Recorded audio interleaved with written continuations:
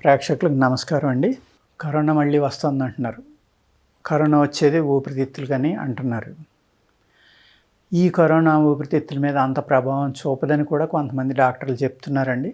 ఏదైనా కూడా మనకి పూర్వం వచ్చిన కరోనా 2 సార్లు వచ్చింది కాబట్టి 2 వేరియంట్లలో అది చాలామంది లంగ్స్ని దెబ్బతీసిందని వైద్యులు కానీ బయట కొంచెం ఆరోగ్యం గురించి ఆలోచించే వాళ్ళు కానీ వీళ్ళందరూ చెప్పడం జరుగుతుంది.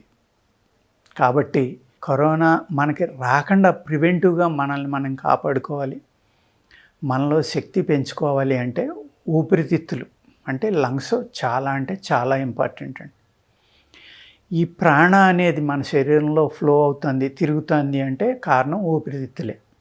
ఊపిరితిత్తుల ఆరోగ్యాన్ని బాగా కాపాడుకుని చక్కగా పనిచేసేలా చేసామనుకోండి, ఎప్పుడైతే ఈ ప్రాణ అంటే ఆక్సిజన్ మన ప్రతి నరంలోని తల వెంట్రుక కన్నా సన్నని నరాలు కోట్లు ఉంటాయి మన బాడీలో. అటువంటి నరాల్లో కూడా బ్లడ్ ఫ్లోని పంపగలిగి ఆ బ్లడ్ ఫ్లో ద్వారా మనం ఆక్సిజన్ అనే దాన్ని సప్లై చేయగలిగితే ఇమ్యూనిటీ అనేది చాలా బాగా పెరుగుతుందండి. ఏ విధమైన జబ్బుకి కూడా మన శరీరం లొంగిపోదు.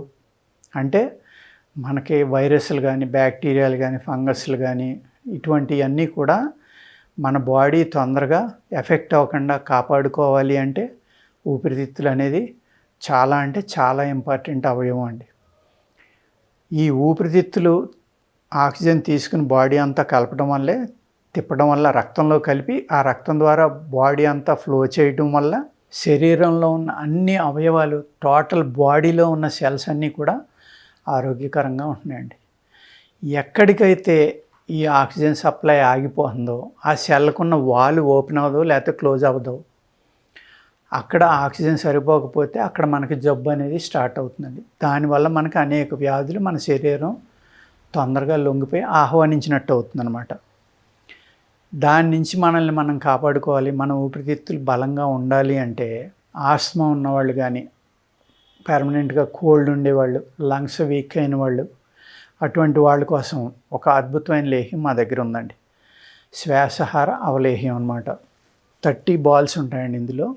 మేమంటే ఏం చేసామంటే దీన్ని లేహ్యం కింద ఇచ్చినప్పుడు ఏమవుతుందంటే దాన్ని మీరు మెజర్మెంట్ చేసుకుని జాగ్రత్తగా చేయలేరు కాబట్టి మేము దీన్ని ఏం చేసామంటే ఈక్వల్గా అన్ని పెర్ఫెక్ట్గా కొలత ప్రకారం పర్ డే ఒక డోస్ అనమాట. ఉదయం మీరు లేవగానే దీన్ని నోట్లో పెట్టుకుని శుభ్రంగా తీగా ఉంటుంది, కొంచెం ఘాటుగా ఉంటుంది, నవిలేసి మింగేయటమే.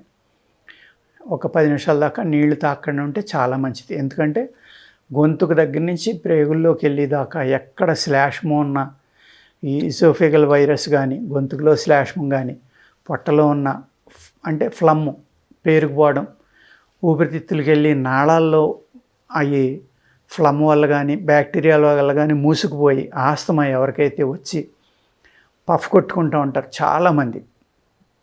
అది కొట్టుకోకపోతే ఊపిరి ఆగిపోతుందేమో అని భయపడతారు. ఆ కారణం ఏంటి అంటే ఊపిరితిత్తుల్లోకి వెళ్ళి శ్వాసనాళాలు ఏవైతే ఉన్నాయో నేరో అయిపోతాయండి ఒక రకమైన బ్యాక్టీరియా వల్ల, క్రిమి వల్ల. ఆ నాళాలని మళ్ళీ ఓపెన్ చేసి మీకు దాని అవసరం లేకుండా చక్కగా కాపాడుతుంది. మీ ఊపిరితిత్తులకి చాలా మంచి శక్తిని ఇస్తుందండి. ఇవ్వడం వల్ల ఏమవుతుందంటే ఎప్పుడైతే మీ ఊపిరితిత్తులు బాగుపడ్డాయో మీ శరీరం అంతా బాగైనట్టే లెక్క. మన శరీరంలో అనారోగ్యాలు వస్తున్నాయి అంటే కారణం ఆ ప్లేస్కి ఆక్సిజన్ అందట్లేదు, అక్కడ ఉన్న సెల్స్కి ఆక్సిజన్ సరిపోక తొందరగా చనిపోతున్నాయి. కాబట్టి మనకు ఆ ఏరియా వీక్ అవ్వడం వల్ల అక్కడ వ్యాధి అనేది ప్రవేశించడం వల్ల మనకి జబ్బు అనేది స్టార్ట్ అవుతుందండి. అందుకోసమే ప్రాణాయామానికి మన సనాతన ధర్మంలో అంత పెద్దపీట వేశారు. శ్వాస మీద ధ్యాస అని కానీ ప్రాణాయామం చేయమని అనేక రకాల ప్రాణాయామాలు, యోగులు, ఋషులు ఎన్నో రకాల ప్రాణాయామాలు ఉన్నాయి. పూరకం, రేచకం, కుంభకం అని అనేక రకాలన్నమాట. భస్త్రిక అని, షట్చక్ర ప్రాణాయామం అని, మానసిక ప్రాణాయామం, శారీరక ప్రాణాయామం, ఎన్నో రకాలు.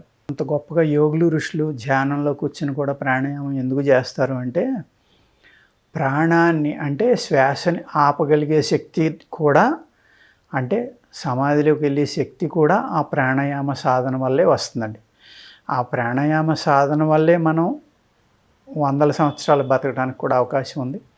ఆ ప్రాణాయామాన్ని జాగ్రత్తగా తీసుకోవడం వల్లే 100% ఆరోగ్యంగా ఉంటా. జబ్బు అనేది శరీరంలోకి రాకుండా కాపాడగలిగే శక్తి కూడా మన శరీరంలో డెవలప్ అవుతుందండి.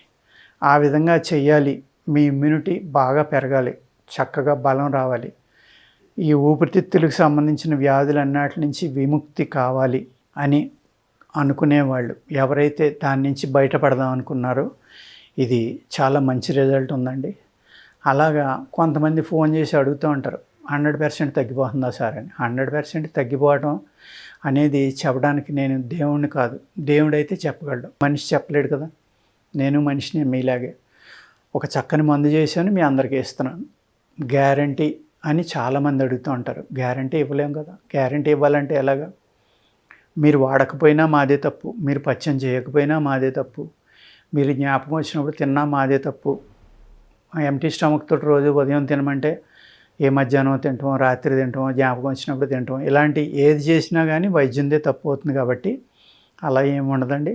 మీరు వాడుకోండి. అనేక మంది వాడుకుని ఆస్తమా నుంచి బయటపడి, ఊపిరితిత్తుల యొక్క వ్యాధుల నుంచి బయటపడి ఎంతోమంది మాకు ఫోన్ చేసి పని చేస్తున్నాయి. మీ చిట్టగాలు కానీ, మీ మందులు కానీ, మీ దగ్గర ఏమేమి మందులు ఉన్నాయో అన్నిటి గురించి ఎక్స్ప్లెయిన్ చేసి చెప్తే మేము వాటిని కొనుక్కుంటామని చాలామంది ఫోన్ చేసి అడుగుతున్నారు. కాబట్టి మా యొక్క ప్రొడక్ట్స్ని మేము ఈ వీడియో ద్వారా మీకు తెలియజేయడం జరుగుతుందండి. ఓకేనండి, నమస్కారం.